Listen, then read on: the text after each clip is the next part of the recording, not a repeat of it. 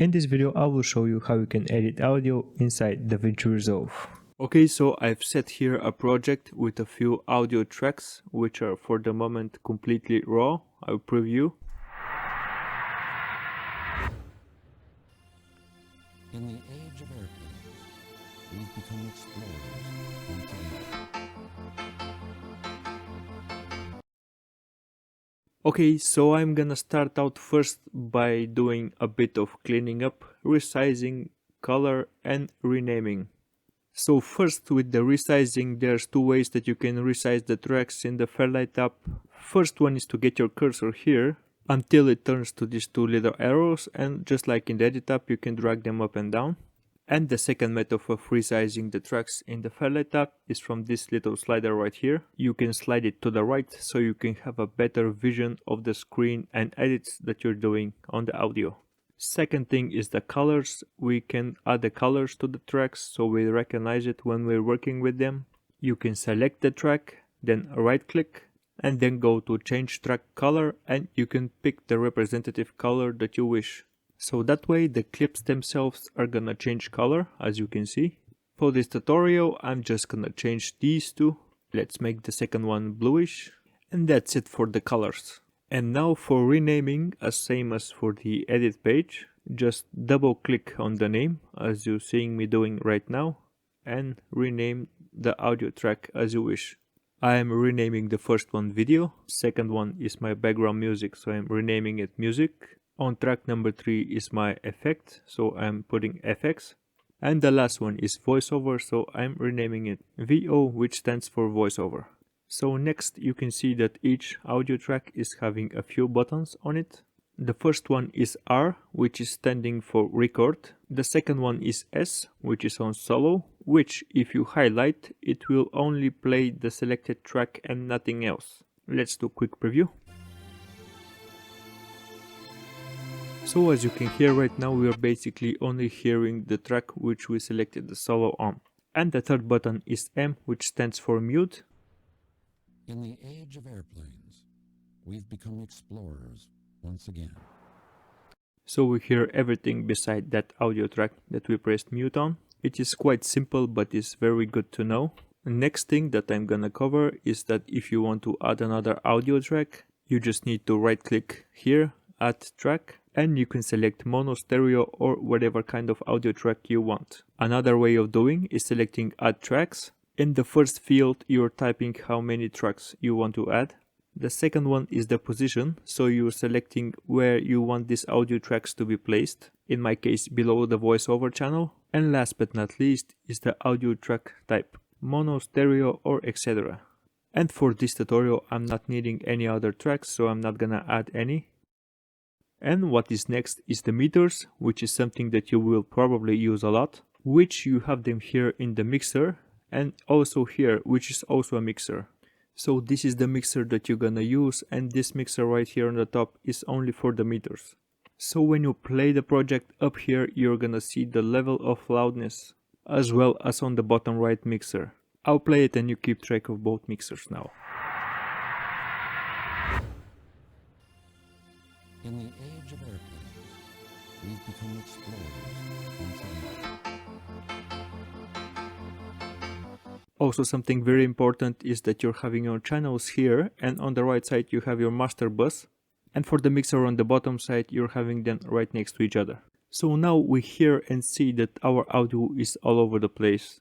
This is too loud and this is too quiet. So one of the things that we can do is normalize it. So I'm selecting all of the audio files, right click on some of them, and then selecting normalize audio levels.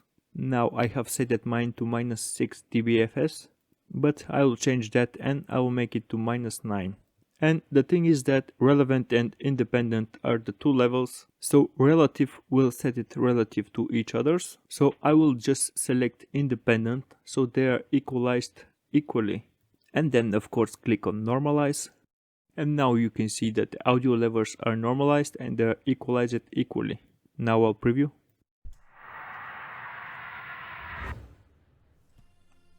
In the age of airplanes, we've become explorers once again.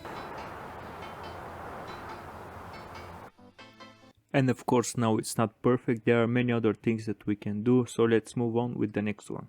Now you can see that our audio tracks are set on stereo, and I am not gonna need to move them to mono, but I'll show you how you can do it just in case you need to. And you can simply do that by right clicking on the audio track and select change track type to and select the type that you wish to change. Right now, as you can see, my audio track number 3 is on mono type. But like I said, I don't need to change that, so I'm reversing it back on what it was. Now the next thing that you can see is that my background music is way too long than needed, so we're gonna need to trim that down. And you have basically two ways of doing that, and the first one is you select the track that you want the cut, then move your playhead over the area you want to cut, and when you get it to the spot where you want, press Ctrl B to cut, or Command B if you're using a Mac. We are also having it here, the scissors, which is the razor, and as well as the short key, it will make the cut on the playhead on the selected frame. And the other way of doing it in the Fairlight app is simply by dragging the end of it. And I'm gonna leave my background music just a second or two after the video audio. So now that we did our normalize and our levels are kind of good, but I need to adjust them, so I'm gonna use these faders right here. Now as you can see, each of the faders, when I select it, it will highlight the representative channel. So the first one is our video effects. We don't need much about them, so we're gonna just reduce them by -9 dB.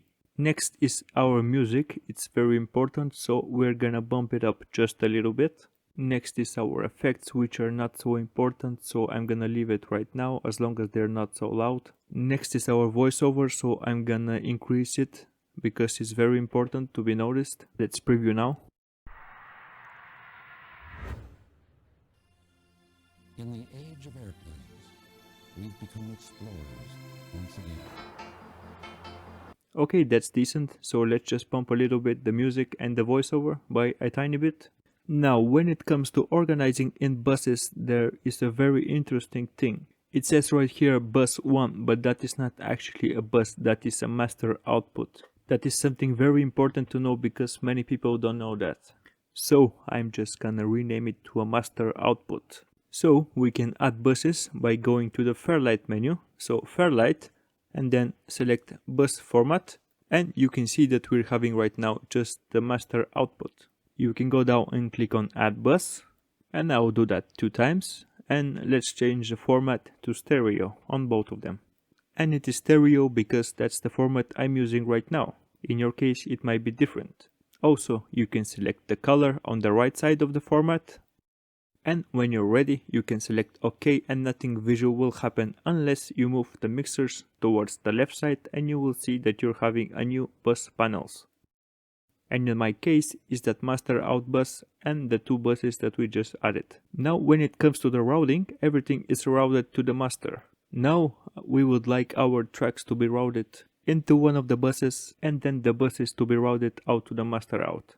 So to do that, I'm just gonna delete these masters right here, and I'm gonna add a bus 2 on audio number 1, 2 and 3, and on the 4th one I'm gonna add a bus number 3. And of course on the bus number 2 and 3 we're gonna route them out to the master. Okay, so next up we're having automation, which we're gonna use to add some movement to the audio mix. So let's do a quick preview.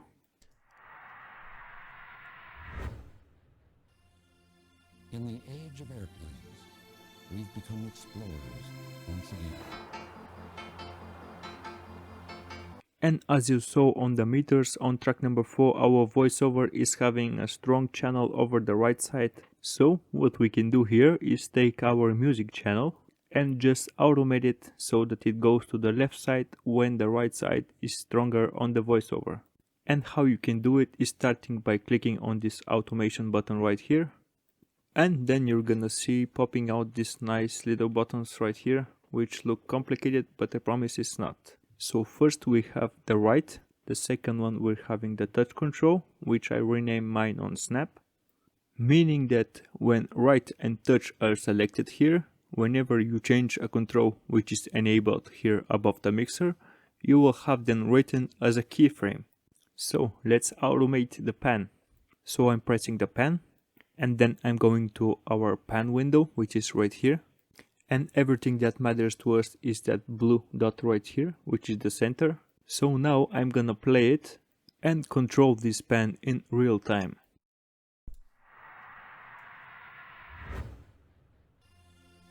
In the age of airplanes, we've become explorers once again.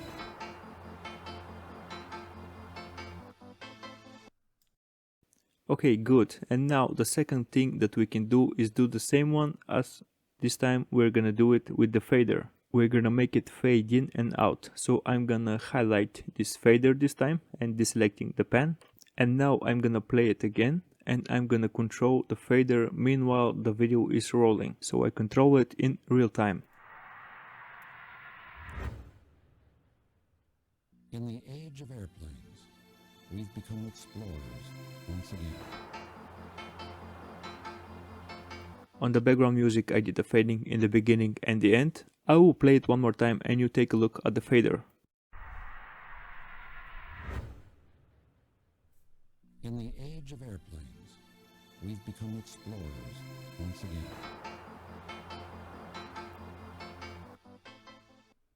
And yeah, I hope you noticed that on the faders on the audio track number 2 as well as the pan, they were having a keyframes that we automated by playing in real time in the video. Next thing that I noticed is that the voiceover on channel number 4 is talking over the background music on audio number 2. So we have to make the audio track number 2, which is the background music, duck for the voiceover. That way the voiceover will be much more understandable and clear. So first thing, we're selecting the track which we want to duck. And firstly, I'm just gonna make it a tiny bit louder by increasing the waveforms. And I'm doing that only so you can hear better when I'm doing the ducking. Then we're going on the right side and audio track number 2. We are going to dynamics and click there. And then I'm gonna turn the compressor on. And then I'm gonna go with listen on, which is very important. Step 2, go to the track where you want to use the duck on the first track. Select it and go to the same window, which is the dynamics. And this time we don't have to turn the compressor on, so leave it as it is. And you just want to select the send on the side chain, which means that this track will send a signal, let's say it to the input of the compressor. And we also have a sidechain bus going on here. Now step 3 is to go back on the dynamics on second channel. And I'm gonna play it once again.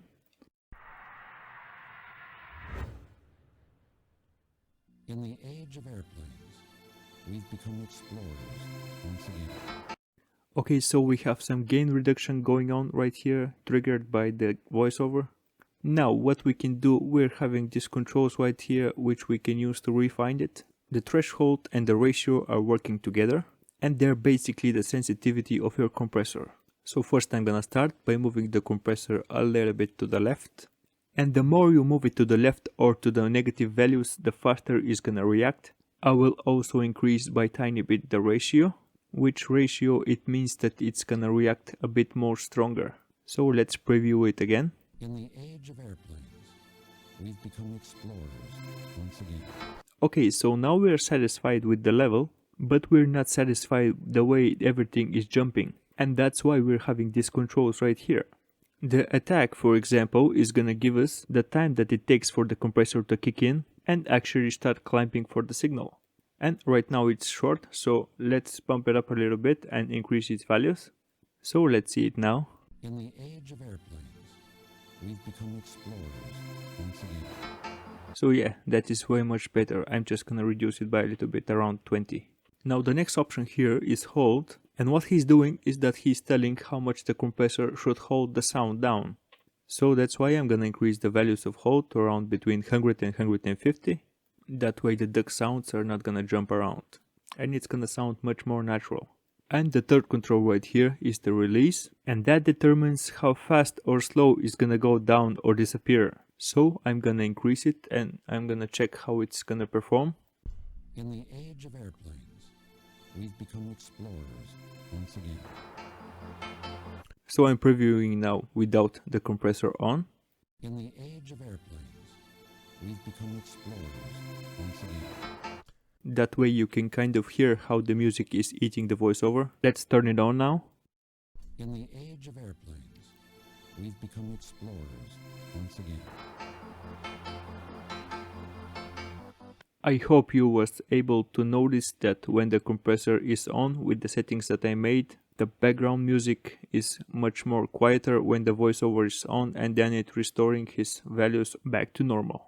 If you want to see more about editing audio in DaVinci Resolve, make sure to watch this video right here. Thanks for watching and see you in the next one.